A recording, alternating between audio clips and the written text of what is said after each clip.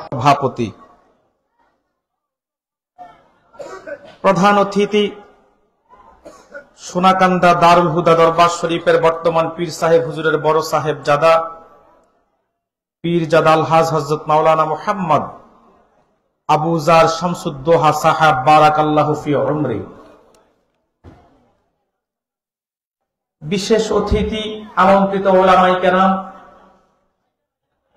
মঞ্চে উপস্থিত আছেন বাবার বয়সী শ্রদ্ধেয় মুরব্বী বাবাজিরা, তারুণ্যের উচ্ছ্বাস উদ্দীপনায় ভরপুর অন্যায় ও অসত্যের বিরুদ্ধে বলিষ্ঠ কণ্ঠস্বর আমার কলিজার টুকরা যুবক ভাইয়েরা,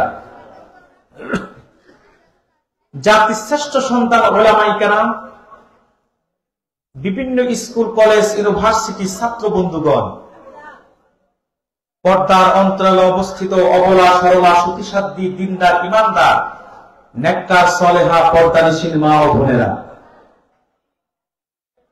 রাজনীতিবিদ, শিক্ষাবিদ, ব্যবসায়ী, চাকরিজীবী, বিভিন্ন শ্রেণী পেশায় নিয়োজিত কর্মরত কর্মজীবী ভাইয়েরা, ছোট্ট ছোট্ট সোনামণিরা, সকলকে শ্রেণী মোতাবেক শ্রদ্ধা, ভালোবাসা এবং স্নেহ জ্ঞাপন করছি।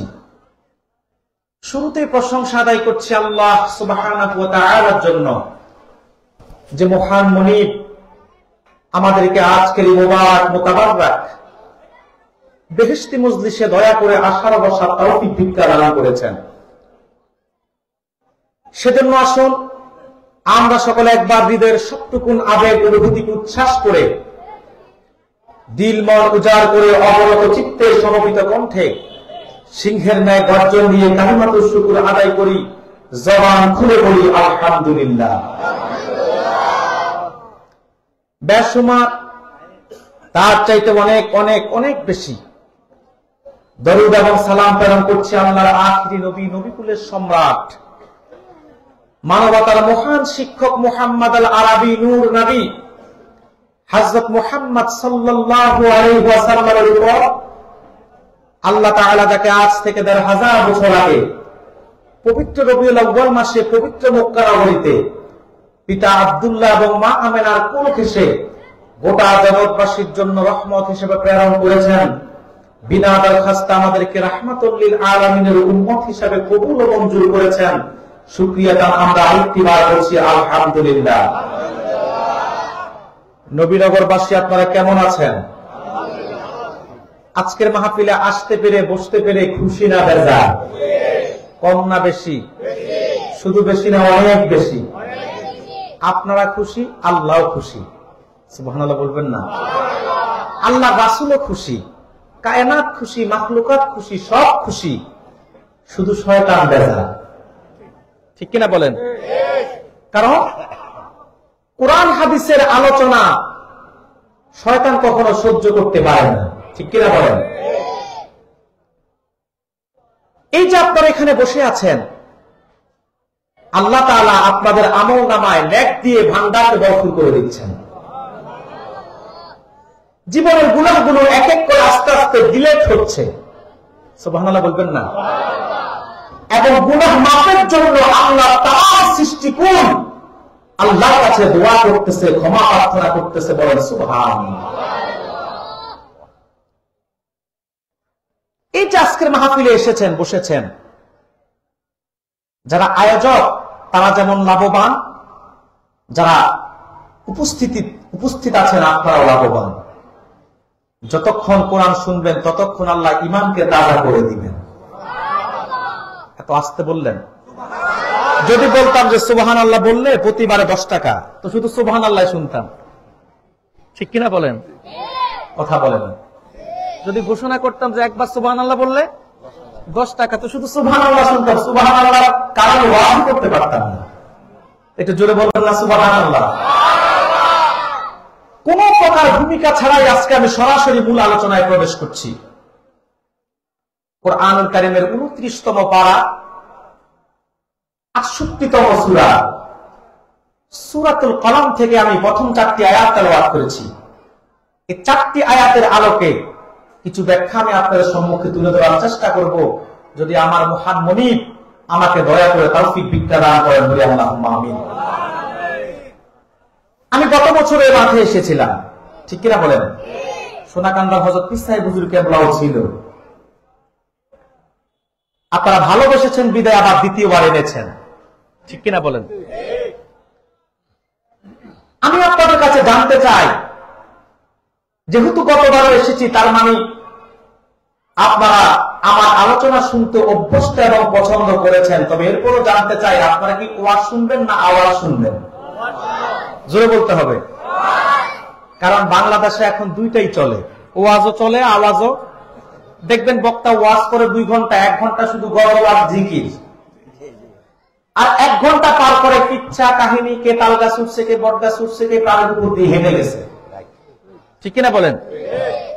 এরপরে দেখবেন যদি কালেকশন থাকে তো বক্তা দেখবেন এমন কান্না করে, কান্না যদি না আসে অভিনয় করেও কান্নার ভাব করে, ঠিক কিনা বলেন? এরপরে দেখবেন শ্রোতাকে ইমোশনাল ব্ল্যাকমেল করার জন্য কোরআন হাদিসের ঘটনা বাদ দিয়ে মন মস্তিষ্ক প্রসূত ঘটনা বলে ইমোশনাল ব্ল্যাকমেল করে জাতির পকেট খালি করার চেষ্টা করে। এগুলোকে আদৌ ওয়াজ না আওয়াজ? জোরে বলেন। কিন্তু আপনারা তো সোনাকান্দার আব্দুর রহমান হানাফি রহমতুল্লাহ রুহানি সন্তান, ঠিক কিনা বলেন?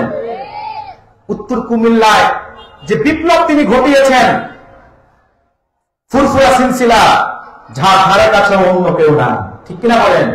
আমার বিশ্বাস আপনারা সোনাকান্দা মাসলাকের অনুসারী, একটি হক করার সাথে সম্পৃক্ত, আপনারা আল্লাহ কোরআন এবং রাসূলুল্লাহর হাদিসের আলোচনা শুনতে অভ্যস্ত এবং পছন্দ করেন, ঠিক কিনা বলেন?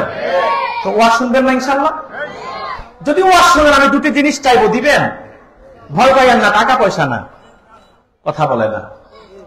কারণ বলতে পারেন হুজুর টাকা পয়সাও পাইতে পারেন, কারণ এখন কিছু নতুন নতুন হাইব্রিড বক্তা বের হয়েছে, যাদেরকে টাকা পয়সা স্টেজে উঠার আগে ফুল পেমেন্ট করতে হয়, ঠিক কিনা বলেন? কি যে একটা অবস্থা, দাওয়াতি ময়দানটা দিন দিন কেমন হয়ে যাচ্ছে, না আয়াতুল ইখলাস আছে, না বক্তার ইখলাস আছে, না শ্রোতার ইখলাস আছে, ঠিক কিনা বলেন? বক্তারা এখন নিয়ম করছে যে দাওয়াত করলে কনফারেন্সের সময় দিতে হবে 10,000, এরপরে রকেটে দিতে হবে আরো 20,000, এরপরে বক্তা আসলে স্টেজে উঠার আগে তার পকেটে দিতে হবে 30,000। আবার কিছু আছে আরো অ্যাডভান্স, এদের রকেটে নয়, পকেটে নাই, এদের পুরা কন্ট্রাক্টের 50-60,000 পুরাটাই তাদের অ্যাকাউন্টে পেমেন্ট করতে হয়। আমি দেখেছি এমনটা ছোট মানসিকতা যারাই দেখিয়েছে বাংলাদেশে, তারাই লাঞ্ছিত হয়েছে, অপমানিত হয়েছে, তারাই জাতির কাছে রোষানলের শিকার হয়েছে, ঠিক কিনা বলেন? মাইকম্যান, সাউন্ডটা তৃপ্তি পাচ্ছি না। সম্মানিত সুধী, এই জন্য টাকা পয়সা চাই না, 2টি জিনিস চাই, দিবেন? কথার জবাব দিবেন সর্বোচ্চ কণ্ঠে, মারা যাবেন ইনশাআল্লাহ। তাহলে আসুন আমরা এখন সরাসরি তাফসীর শুনবো ইনশাআল্লাহ। আমরা তেলাওয়াত করেছি সূরাতুল কলম থেকে। বলুন কোন সূরা? কথা বলতে হবে, সূরাতুল কলম। এটা 29তম পারা সূরা। বলুন কততম পারা? এই সূরাটির মধ্যে আয়াত আছে মোট 52টা। বলুন কতটা? রুকু আছে 2টা। কয়টা? সূরাটা নাযিল হয়েছে হিজরতের পূর্বে, এজন্য সূরাটিকে বলা হয় মাক্কি সূরা। কি সূরা বলুন? আমি আবার রিপিট করছি, আমার সাথে কণ্ঠে কণ্ঠ মিলিয়ে বলুন। আজকে আমরা যে সূরাটার কথা শুনবো, সূরাটার নাম কি? সূরাতুল কলম। বলুন কি নাম? এটি কি মাক্কি সূরা না মাদানী সূরা? আয়াত সংখ্যা কত? রুকু। আমরা প্রথম 4টি আয়াতের কথা শুনবো ইনশাআল্লাহ। সূরাতুল কলম আল্লাহ শুরু করেছেন হুরুফুল মুকাত্তাআতের বিচ্ছিন্ন একটি অক্ষর দিয়ে। কি দিয়ে? হুরুফুল মুকাত্তাআতের বিচ্ছিন্ন একটি অক্ষর দিয়ে। ভাই আমার, আল্লাহ তাআলা বলেন নূন। এই যে নূন, এটা হুরুফুল মুকাত্তাআতের অন্তর্ভুক্ত একটি অক্ষরমালা।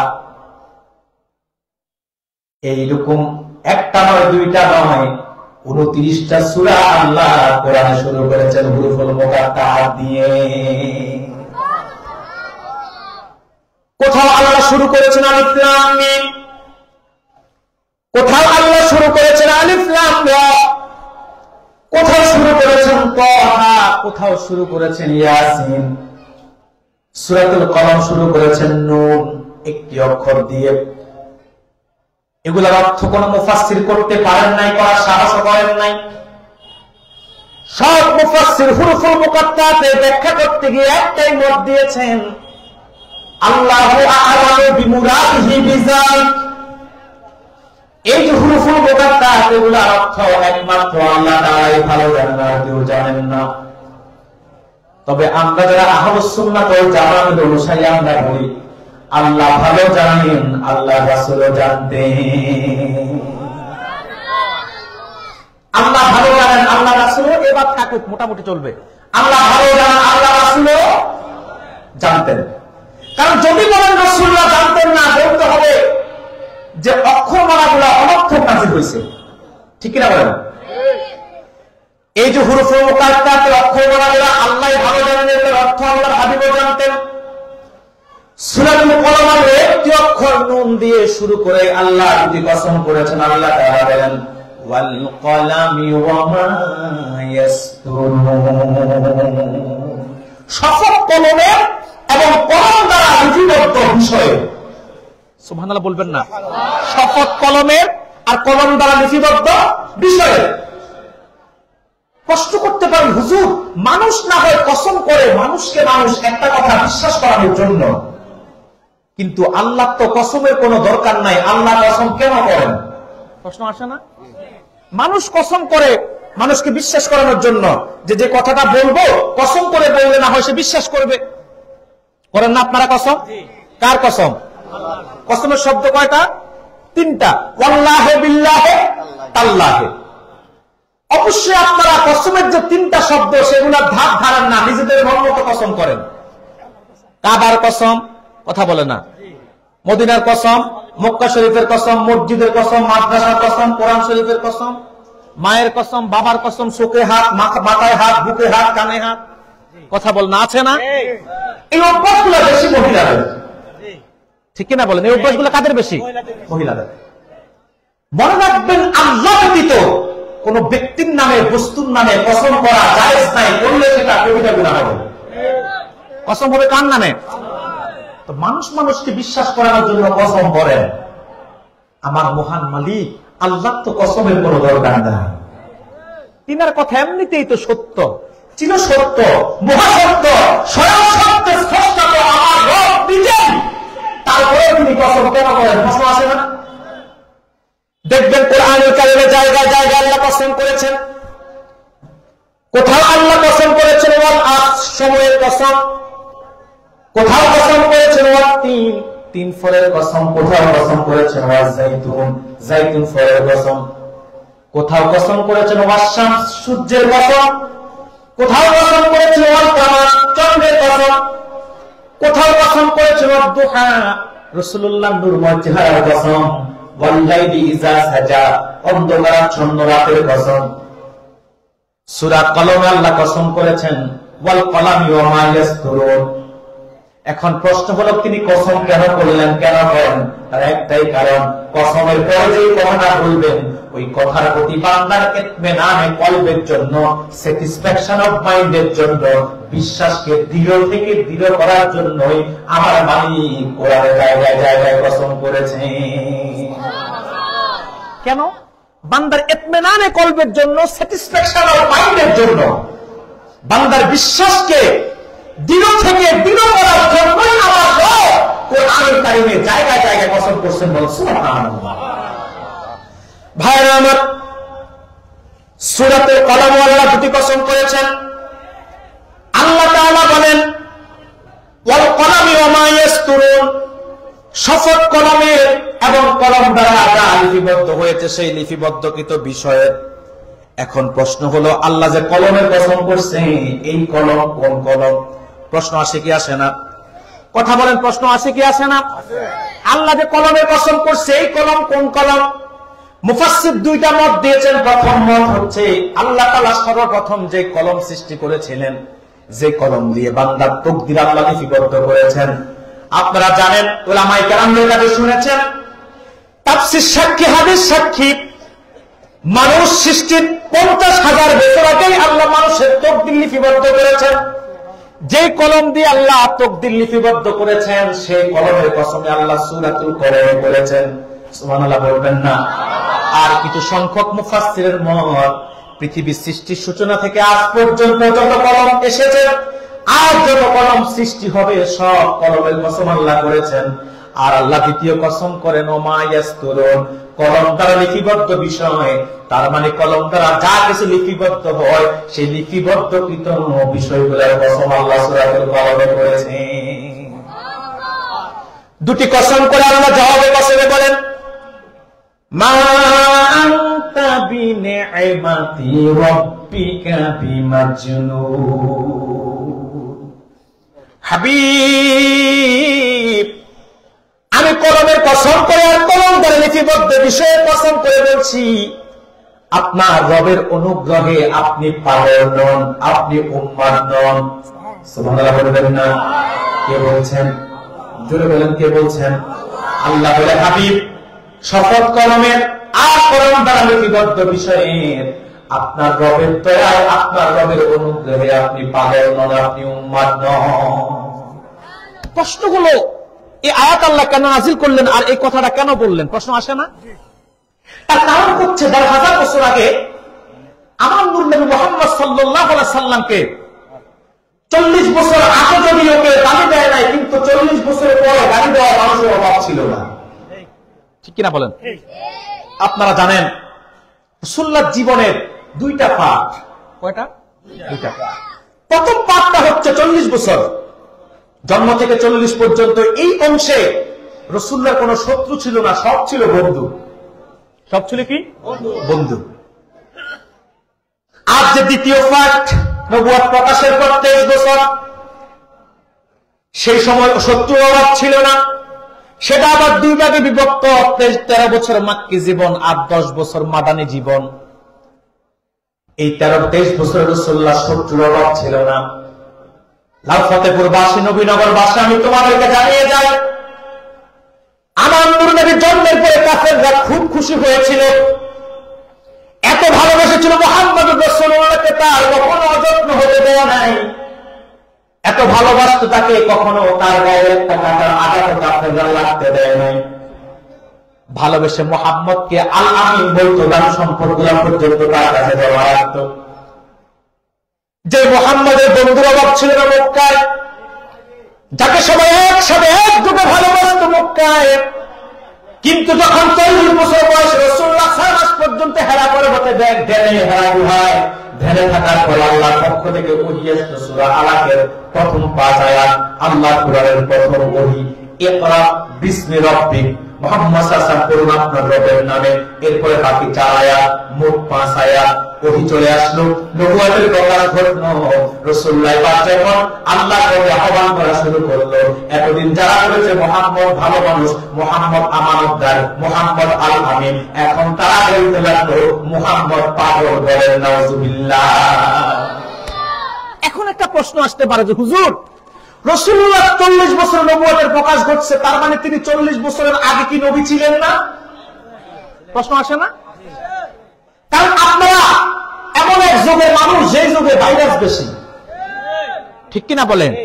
তবে মনে রাখবেন, ভাইরাস যত বেশি হোক না কেন, ফুরফুরা, জয়পুর, সাসিনা, সোনাকান্দা, ফুলগুলি, মাসলাকে এত এন্টি ভাইরাস আছে যাদেরকে আপনার ডিফেন্স দেওয়ার জন্য আলহামদুলিল্লাহ আমাদের ভেতরে অভাব না।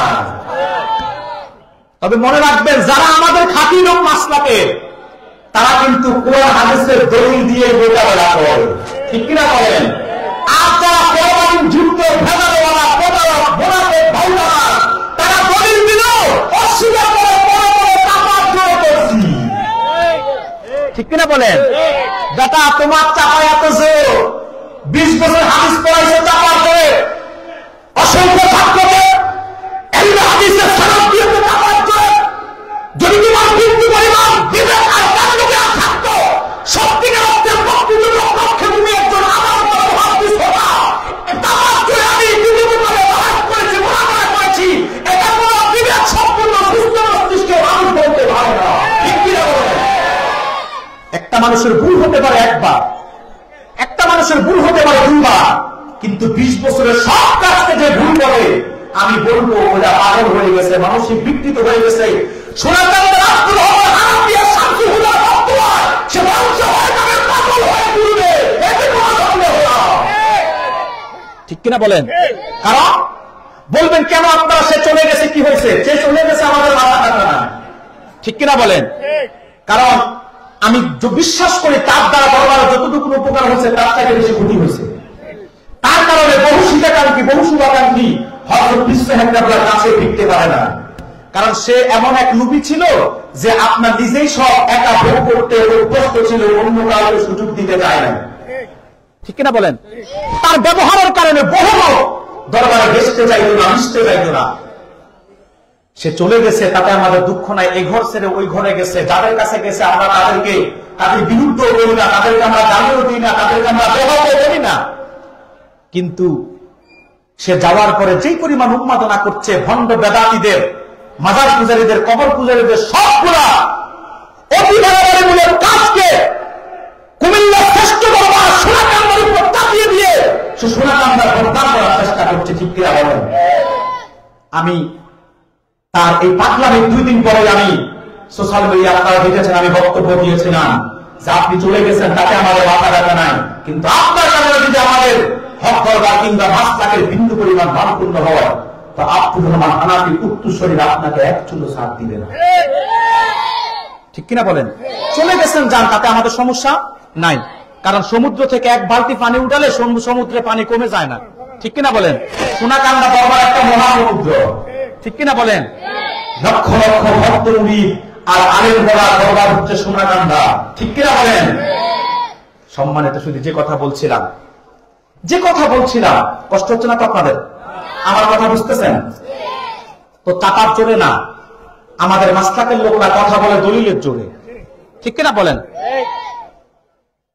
সম্মানিত শুধু তো যারা রাসূলুল্লাহকে বলছে ভালো মানুষ, তারাই বলতো কি পাগল।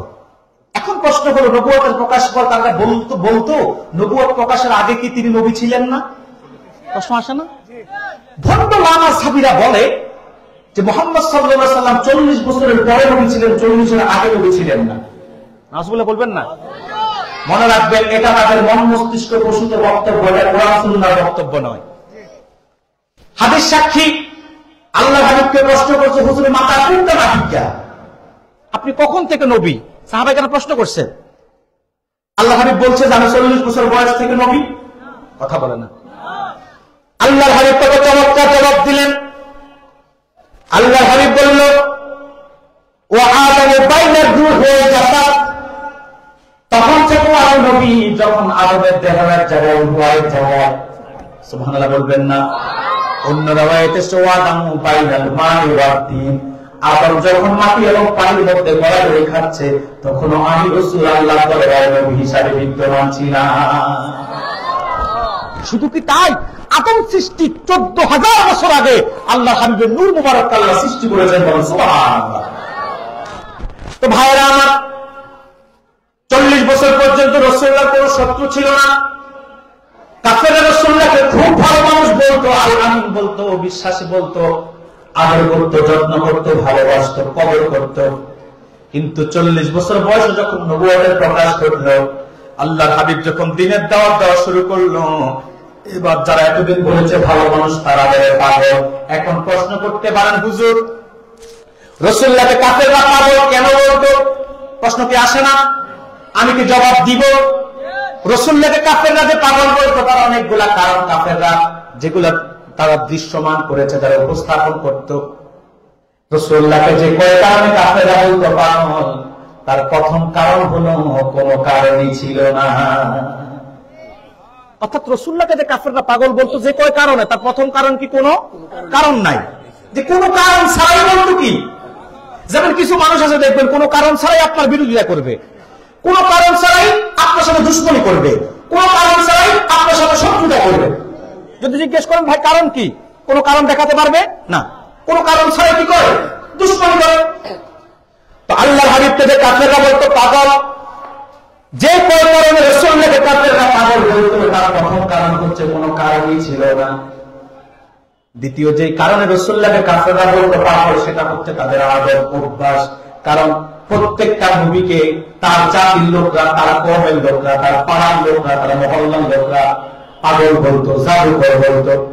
এমন নবী নাই যেই নবীকে তার পাড়ার লোকরা, তার এলাকার লোকরা পাগল বলেন নাই, তার এলাকার লোকরা জাদুকর বলেন নাই, দুই একজন ব্যতীত সব নবীকেই তার পাড়ার লোকরা, তার এলাকার লোকরা পাগল বলতে দেয়। এলাকার লোকদের অভ্যাস দেখবেন, এলাকার সন্তান যত বড়ই হোক না কেন, এলাকার বাসীর সেটা খুব ভালো লাগে না। এজন্য বলতো কি, রাসূলুল্লাহকে বলতো পাগল। এটা এলাকাবাসীর কি আদব, অভ্যাস। তৃতীয় যে কারণে কাফেররা রাসূলুল্লাহকে বলতো পাগল, আল্লাহর হাবিবের উপর যখন ওহী নাযিল হতো, রাসূলুল্লাহর মধ্যে ব্যতিক্রম দৃশ্য দেখা যেত। হাদিস সাক্ষী, তাফসীর সাক্ষী, আমার রাসূল উষ্ঠির পিঠে বসা থাকতো। ওহী নাযিল করে উষ্ঠির পিঠে বসা অবস্থায় রাসূলুল্লাহ এত ঘামাতো, ওহীর ওজনে রাসূলুল্লাহ ঘামাতে থাকতো, উষ্ঠিটা পর্যন্ত মাটির মধ্যে বসে যেত। এইরকম দৃশ্য যখন কাফেরদের চোখে আসতো, কাফেররা বলতো মুহাম্মদ মনে হয় পাগল হয়ে গেছে, বলেন নাউযুবিল্লাহ। এটা হচ্ছে তৃতীয় কারণ। চতুর্থ যে কারণে কাফেররা রাসূলুল্লাহকে বলতো পাগল, সেটা হচ্ছে রাসূলুল্লাহ যখন কালিমা দাওয়াত গ্রহণ করলেন, তখন রাসূলুল্লাহর পক্ষে লোকের সংখ্যা কম ছিল না বেশি ছিল? গোটা আরব ছিল পৌত্তলিকতায় বিশ্বাসী, গোটা আরব ছিল মূর্তি পূজায় বিশ্বাসী, গোটা আরবের মানুষ শিরকের মধ্যে ডুবেছিল। এক আল্লাহর ইবাদত তারা করত না, আল্লাহর ওয়াহদানিয়্যাত, উলুহিয়্যাত, রুবুবিয়্যাত কোনো কিছু তারা বিশ্বাস করত না। 360টা দেব দেবীর পূজা করত তারা। এই কঠিন সময়ে যখন গোটা মক্কার মানুষ একদিকে, আল্লাহর হাবিব বিপরীত দিক থেকে বলতে লাগলো লা ইলাহা ইল্লাল্লাহ, কোন ইলা নাই, কোন মাহবুব নাই, কোন আল্লাহ ছাড়া উপাসনায় কেউ নাই। ও কাফেররা, তোমরা 360টা মূর্তির পূজা করো, দেবীর পূজা করো, না আল্লাহ ছাড়া কোনো ইলাহ নাই, কোন মাহবুব নাই, আল্লাহ ছাড়া উপাসনা উপযুক্ত কেউ নাই। এই কথা যখন বলতে লাগলো, গোটা আরবের মানুষ একদিকে, রাসূলুল্লাহ আরেক দিকে। আচ্ছা বলেন তো, আপনারা সবাই এক মতের লোক, যদি আপনার মতটা ভুল হয়, এখন আমি আয়েশা যদি একা মানুষ সঠিকটাও হলে আপনি কি মানবেন?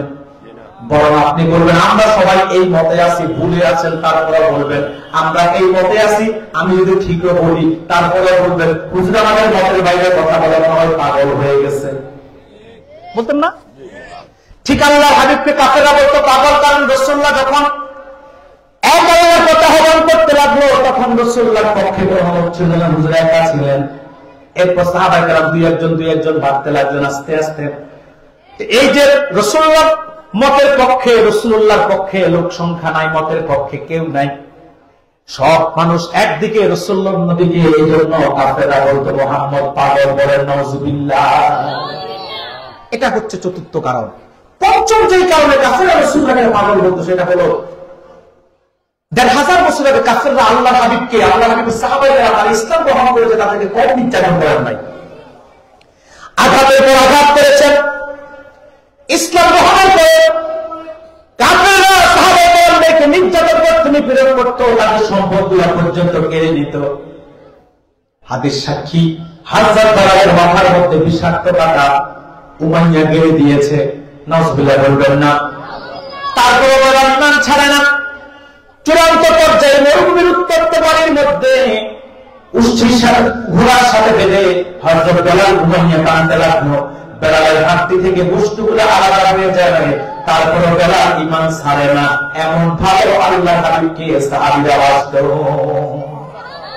শুধু কি তাই, আম্মার, ইয়াসির, সুমাইয়া, তাদের ঘটনা হয়তো আপনারা শুনেছেন। একই পরিবারের 3 জন লোক, ইয়াসির ছিল পিতা, সুমাইয়া ছিল মা, তাদের সন্তান ছিল মা। ইয়াসিরকে কাফেররা শহীদ করেছে, সুমাইয়াকে আঘাত করে শহীদ করেছে।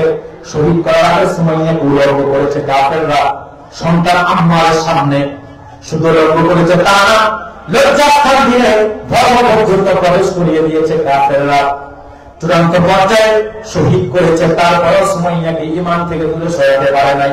তাদের কলিজার টুকরা সন্তান আম্মারের দেহের মধ্যে আবু জাহেল আগুন ধরিয়ে দিয়েছে, কিন্তু আগুন জলে ভাও গেল বলে তারপরও হযরত আম্মার ঈমান ছাড়েন না। এই যে দৃশ্যগুলো যখন কাফেররা দেখলো, কাফেররা তো মুহাম্মদ নিশ্চয় পাগল, তার অনুসারীরাও পাগল, নাউযুবিল্লাহ বলবেন না? তোমার জীবন দেয় তারপর ঈমান দেয় না। এত ভালোবাসে, সবকিছু ছাড়তে রাজি। স্বামী সন্তান কোনো মুসলিম মায়া করে না, সবকিছুর ঊর্ধ্বে রাসূলকে বেশি মায়া করে। উহুদ যুদ্ধে যখন মিথ্যা একটা সংবাদ ছড়িয়ে গেল রাসূলুল্লাহ শহীদ হয়ে গেছে, একটা মিথ্যা সংবাদ, একটি মহিলা উহুদের ময়দানের দিকে দৌড়াতে লাগলো। সাহাবায়ে কেরাম বলল, মহিলা তোমার পিতা তো উহুদের ময়দানে শহীদ হয়ে গেছে, আপনার আমার পরিবারের কোন মহিলা হলে তৎক্ষণাৎ বসে হাওয়া করে পিতার জন্য কান্না শুরু করত। কিন্তু মহিলাটা বলল, এ রাসূলুল্লাহ, সাহাবীরা, আমার পিতা শহীদ হয়ে গেছে, তাতে আমার দুঃখ নাই, বলো রাসূলুল্লাহ কেমন আছে? আসবে আসবে।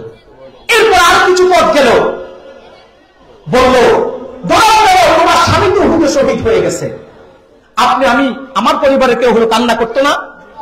কিন্তু মহিলাটা বললে, স্বামী শহীদ হয়ে গেছে, দুঃখ নাই, বলো রাসূলুল্লাহ কেমন আছে? সুবহানাল্লাহ বলবেন না? আর কিছু পথ যাওয়ার পরে বলল, মহিলা তোমার সন্তান উহুদে শহীদ হয়ে গেছে। এত চিৎকার, এত আওয়াজ, এত ডিস্টার্ব, যুবকগুলার কি কাণ্ড জ্ঞান, বিবেক টিবেক বলতে কিচ্ছু নাই। এটা তো চরম পর্যায়ের বেয়াদবি আল্লাহ কোরআনের সামনে। এখানে কোরআনের আলোচনা করতেছে, সেখানে তারা কথা বলতেছে, হল্লা করতেছে। যুব সমাজ ধ্বংস হতে হতে তো অবকরণের একেবারে অতর্ক অবরে নিমজ্জিত হচ্ছ, আর কত শেষ হবা? সম্মানিত সুধী, যে কথা বলছিলাম, বলল তোমার সন্তান শহীদ হয়ে গেছে।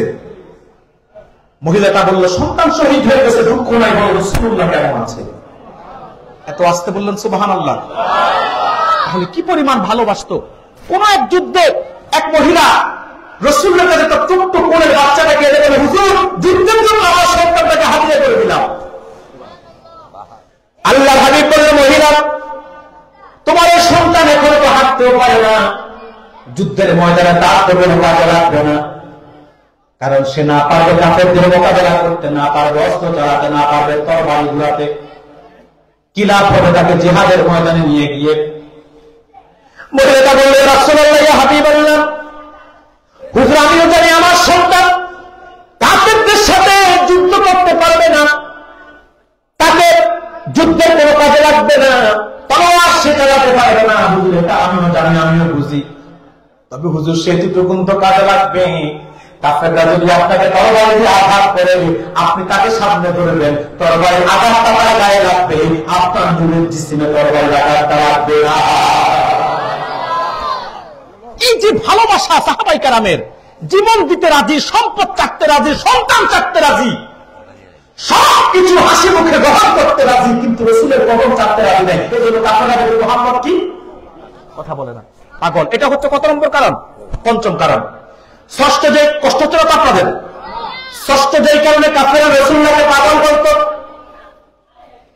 কোনভাবে যখন দ্বীনের দাওয়াত থেকে রাসূলুল্লাহকে কাফেররা দূরে সরাতে পারে না, কাফেররা তাকে দিল প্রস্তাব। আবু তালেবের কাছে এসে বলল, আবু তালেব, তোমার ভাতিজা মুহাম্মদকে বলো ইসলামের দাওয়াত বন্ধ করে দিতে, আল্লাহর পথে আহ্বান করা বন্ধ করতে। বিনিময়ে যদি সে সম্পদ চায় সম্পদ দিব, যদি সে ক্ষমতা চায় ক্ষমতা দিব, যদি সুন্দরী নারী চায় সুন্দরী নারী দিব, তারপরে তাকে বলো দ্বীনের দাওয়াত বন্ধ করে দিতে। নাউজুবিল্লাহ বলবেন না? আল্লাহর হাবিব সাল্লাল্লাহু আলাইহি সাল্লামের জন্য এই প্রস্তাব দিয়ে আবু তালেবের কাছে কাফেররা চলে গেল। রাতের বেলা বাংলার কান থেকে হুজুর যখন ফিরলেন, আবু তালেব বলল, ভাতিজা, কাফেররা প্রস্তাব দিয়েছে, সম্পদ চাইলে সম্পদ দিবে, ক্ষমতা চাইলে ক্ষমতা দিবে, সুন্দরী নারী চাইলে সুন্দরী নারী দিবে, তারপরেও যেন দ্বীনের দাওয়াত বন্ধ করে দাও। আপনি আমি হইলে তো এক চান্সেই রাজি হতাম। কথা বলে না? সম্পদের লোক, নারীর লোক, ক্ষমতার লোক কার না আছে? কথা বলে না? বিশেষ করে বাংলাদেশের মানুষের চাইতে সম্পদ আর ক্ষমতার লোক কার বেশি? ঠিক কিনা বলেন? এদেশের মানুষ সম্পদ দিয়ে এদেরকে কখনো কেউ তৃপ্তি করাতে পারে না, যার যত আছে তার চেয়ে বেশি চায়। ঠিক কিনা বলেন? যত চায় দেখবেন তত পায়, যত পায় তত খায়, যত খায় তত শুধু পায়, হায় হায় হায়, যদি আরো পাইতাম। এ পর্যন্ত কেউ বলছে যে আমার আর লাগবে না? লাখপতি কোটিপতি হয়েছে, কোটিপতি কয়েকশো কোটি টাকার মালিক হয়েছে, তারপরে আরো লাগে। ব্যবসায়ী কোটি কোটি টাকার মালিক, টাকার তেলে ঘুমাতে পর্যন্ত পারে না, সংসারে সুখ নাই, দেখবেন তারপরও টাকা রুজির ধান্দা কোনো অভাব নেই, কমতি নেই। তার মানে এদেশের মানুষের সম্পত্তির লোভ কখনো কমে না। এরপরে ক্ষমতার লোভ তো কি পরিমাণ আছে সেটা এই জাতি ভালো করে জানে, ঠিক কিনা বলেন?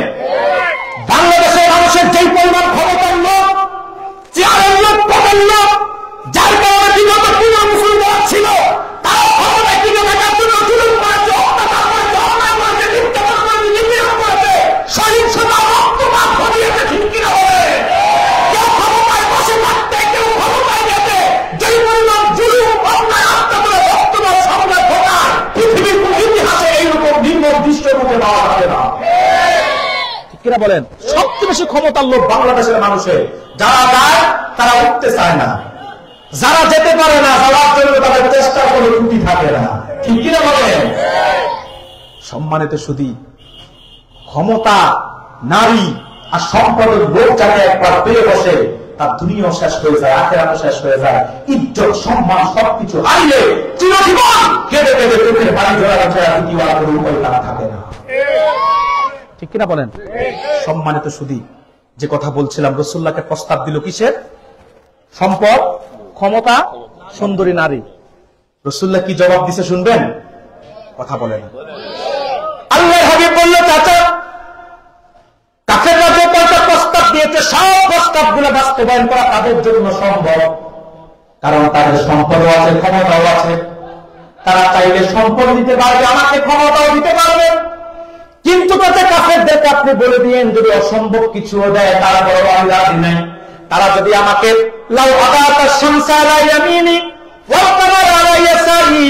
যদি কাফেররা আকাশের সূর্যটা আমার ডান হাতে তুলে দেয়, পূর্ণিমার চাঁদটা আমার বাম হাতে তুলে দেয়, অসম্ভবটা আমার হাতে তুলে দিল, তারপরও আমি দিনের কথা বন্ধ করব না। যে প্রস্তাব যা দিচ্ছে তা তো দেওয়া সম্ভব, ক্ষমতা, নারী, সম্পদ সব দেওয়া কি সম্ভব, কিন্তু আকাশের চাঁদ আর সূর্য আমার হাতে দেওয়া তো সম্ভব না, অসম্ভব। যদি অসম্ভবটা আমার হাতে তুলে দেয় তারপর আমি দিনের দাওয়াত থেকে এক চুলে বলবো সুবহানাল্লাহ। এটা শুনে কাফেররা মুহাম্মদ হবে পাগল। মুহাম্মদ কি জোরে বলেন, নাউজুবিল্লাহ বলবেন না। বিষয়টা আরো সহজে বুঝবেন আমি উদাহরণ দিলে। মনে করেন আমার পাশে যে মুরব্বী বসা, খুব সুন্দর চেহারা, তিনি আমাকে 1 কোটি টাকা দিতে চায়। কত কোটি? স্টেজে 1 কোটি টাকা দিতে চায়। আমি বললাম, চাচা আপনার টাকা আপনার কাছে থাক, আমি ওয়াজ করি, আমার দরকার নেই টাকা। তিনি আমাকে 1 কোটি টাকা দিতে চায়, আমি দিতে চাই না। আপনারা বলবেন হুজুর কি 1 কোটি টাকা দিতে চাই না, দিতে চায় না, হুজুর আমাকে পাগল, ঠিক কিনা বলেন? 1 কোটি টাকা কে ছাড়ে? কথা বলে না। যে 1 কোটি টাকা দিতে চায় কিন্তু নিতে চায় না, হুজুর মনে হয় কি পাগল।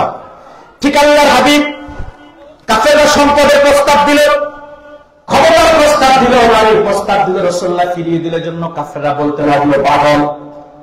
অবাক হয়ে যাবেন, ওলাও কত গুণের মানুষ। কাফেররা শুধু রাসূলুল্লাহকে পাগল নিজেরা বলেছে তা না, মানুষের কাছে প্রচার করত রাসূলকে পাগল বলে। বলেন নাউজুবিল্লাহ। সিরাত ইবনে হিশামের মধ্যে মুহাম্মদ ইবনে ইসহাকের ছাত্র ইমাম ইবনে হিশাম লেখেন, আল্লাহর হাবিবকে কাফেররা এত বেশি মানুষের কাছে ছোট করতে চাইতো, বিন্দেশ থেকে, শাম থেকে, সিরিয়া থেকে, রোম থেকে, পারস্য থেকে মানুষ যখন হজ করতে, ব্যবসা করতে মক্কায় আসতো, মক্কার মূল ফটকে কাফেররা দাঁড়িয়ে যেত আর বলতো, ও বিন্দেশি ব্যবসায়ীরা ব্যবসা করতে আসছো, ভালো কথা, ব্যবসা করে মক্কা থেকে ফিরে যাবা, মুহাম্মদের কাছে যাবা না, সে পাগল। বলেন নাউজুবিল্লাহ। বছর হজের সিজনে যখন হজের মৌসুমে বিন্দেশি মানুষরা হজ করতে মক্কায় যেত, মিনার মধ্যে যে তাঁবুগুলা গাড়তো কাফেররা, তাঁবুতে গিয়ে বলতো, ও হাজী সাহেবরা হজ করতে আসছেন, হজ করে মক্কা থেকে ফিরে চলে যাবেন, মুহাম্মদের কাছে যাবেন না, তার কাছে যাবেন না, সে পাগল। নাউজুবিল্লাহ বলবেন না। এখন তারা বাধা দেয়, তারা মানুষের কাছে অপপ্রচার করে রাসূলকে পাগল বলে ছোট করতে চায়। কিন্তু মনে রাখবেন, মানুষ তো স্বভাবে ভিন্ন, মানুষ যেখানে বাধা পায় দেখবেন মানুষ সেখানে বেশি যায়। কথা বলছেন না কেন? দেখবেন পাগলকে যদি বলে শাকুনা রাইস না, পাগলকে এতক্ষণ মনে ছিল না, এখন মনে করায় ঠিক কিনা বলেন? মানুষকে যখন বাধা দিতে লাগলো মুহাম্মদ পাগল, তার কাছে যেও না, তাদের মধ্যে কৌতূহল বেড়ে গেল যে তারা বলে পাগল মুহাম্মদ, কি এই পাগলটাই না দেখে মক্কা থেকে ফিরে যাবো না। এখন রাসূলুল্লাহর কাছে যখন গেল, গিয়ে দেখে কাফেরদের বক্তব্য আর রাসূলুল্লাহর মধ্যে কোনো মিল নাই। কেন? কারণ আপনারাই বলেন তো, নবীনগর মানুষ পাগল দেখতে কেমন? কথা বলে না। পাগল দেখতে কেমন? দেখবেন পাগলের গায়ে চোট, মাথায় জ্বর, কথা বলে না, শরীর থেকে দুর্গন্ধ বের হয়, যা বলে সব পাগল পাগল। তবে মনে রাখবেন, পাগলের আবার দুইটা জাত আছে, কিছু আছে জাতের পাগল, কিছু আছে হাড়ের পাগল। পাগলের দুইটা ধরন আছে, কিছু আছে জাতের পাগল, কিছু আছে হাড়ের পাগল। যারা অরিজিনাল মস্তিষ্ক বিকৃত তারা হলো জাতের পাগল, আর কিছু আছে পাগল না, পাগল সাজে ধান্দাবাজির জন্য। আর এদেরকে আপনাদের ব্রাহ্মণবাড়িয়ার মানুষের চাইতে বেশি চিনবে তারা, কারণ এই পাগলের সংখ্যা সবচেয়ে বেশি ব্রাহ্মণবাড়িয়ার। এদের দেখবেন লাল শালু পরা, কথা বলে না, চুলের জ্বর যেতে যেতে কোমর আছে, কথা বলে না, গলার মধ্যে দেখবেন তপসি কয় তসবির দানা কয়েক হারা আছে। এরপরে লাঠি একটা নিয়া চুল টুল আউলা ঝাউলা কইরা আপনার দেখবেন এমন ভাবে থাকে, বিশেষ করে মাদারিনের মধ্যে মনে হয় যেন এরা খুব ভাব ছাপ করে থাকে, বিশাল বড় দরবেশ। আমি তো দরবেশ না, ধরছে ভ্যাস। দরবেশ না কি করছে? ভ্যাস ধরছে। এরা কিন্তু জাতের পাগল না, এরা হালের পাগল। ঠিক কিনা বলেন? এই ভণ্ড পাগলগুলোর কারণে আজকে আমরা ওদের মাদারগুলো প্রশ্নবিদ্ধ হচ্ছে। এই যে লামাযহাবিরা নজদিরা আল্লাহর ওলিদের মাজারের বিরোধিতা করে, তার কারণ কি? তার কারণ হচ্ছে ওই যে ভণ্ড মাজার ব্যবসায়ীরা মাজার কেন্দ্রিক ভণ্ডামি করে, 2টা 20টা 50টা মাজার কেন্দ্রিক ভণ্ডামি ভয় দেয়, ঢাল করে ভণ্ড লামাযহাবিরা সকল মাজারের বিরোধিতা করে। ঠিক কিনা বলেন? এই জন্য আমি আজকে বলে থাকি, লামাযহাবিরা ঢাল করে মাজারের বিরোধিতা করো না। যে সমস্ত মাজারে শিরক হয়, বেদাত হয়, কুফর হয়, যদি সব উদ্দেশ্য থাকে দাওয়াত তাবলীগের কাজ করে সংশোধনের চেষ্টা করো, মাজার ভাঙতে দেও না। আর আল্লাহ ওলিদের ভালো করে মাজারের বিরোধিতা করতে দেও না।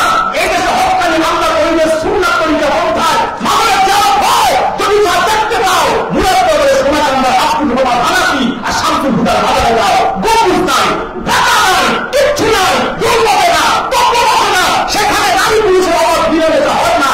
কোরআনে বেদাতি, বেশরা, শিরকি, কুফরি কোনো কাজ নাই। সুন্নাত তরিকার জিয়ারত হয়। আমাদের ভালো গুণের প্রশংসা কেন করো না? তার মানে তোমাদের উদ্দেশ্য খারাপ। ঠিক কিনা বলেন? ভণ্ডদের বিরোধিতা তোমরা যেমন করো, আমরা তোমরা ভালোভাবে সবাইকে বলবে, সেটা আমরা বরদাস্ত করবো না। ঠিক কিনা বলেন? সম্মানিত সুধী, যে কথা বলছিলাম, তো পাগল দুই প্রকার, একটা হলো জাতের পাগল আর একটা হলো হালের পাগল। পাগল দেখবেন এদের গায়ে চট, মাথায় জ্বর, জ্বর যেতে যেতে দেখবেন কোমর আছে। আমি মাঝে মধ্যে ভাবি, এদের চুলের যে জ্বর, যদি এরা বিবির সাথে থাকে তো ফরজ গোসল কেমনে করে? কারণ এদেরকে তো আপনার নবীনগরের গাঙ্গে নিয়ে ধূপ দিয়ে চুল দিচ্ছে না। ঠিক কিনা বলেন? এরপরে এদের উপরে চুলের অবস্থা যা ভগমূল্য দেখবে, সেখানে আপনার লাল রাস্তার পাশে জঙ্গলের মতো হয়ে আছে, নিচে যে অবস্থা আপনার অবস্থা। ঠিক কিনা বলেন? এই ভণ্ড এরা হচ্ছে পাগলের ভ্যাস ধরে। এখন পাগল দেখতে কেমন? গায়ে সব, মাথায় জ্বর, শরীর থেকে বের হয় দুর্গন্ধ, যা বলে সব। বিদেশি মানুষগুলো দেখলো কাফেররা বলল মুহাম্মদ পাগল, কিন্তু বাস্তবতা কোনো মিল নাই।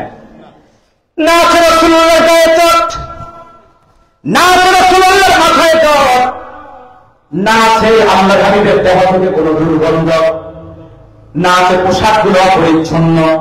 এত সুন্দর পরিচ্ছন্ন পোশাক রাসূলুল্লাহ পরেছে, আর জিসিম থেকে এমন সুগন্ধ বের হচ্ছে যে গ্রাম আরবের কোন সুগন্ধির সাথে মিল পাওয়া যায় না।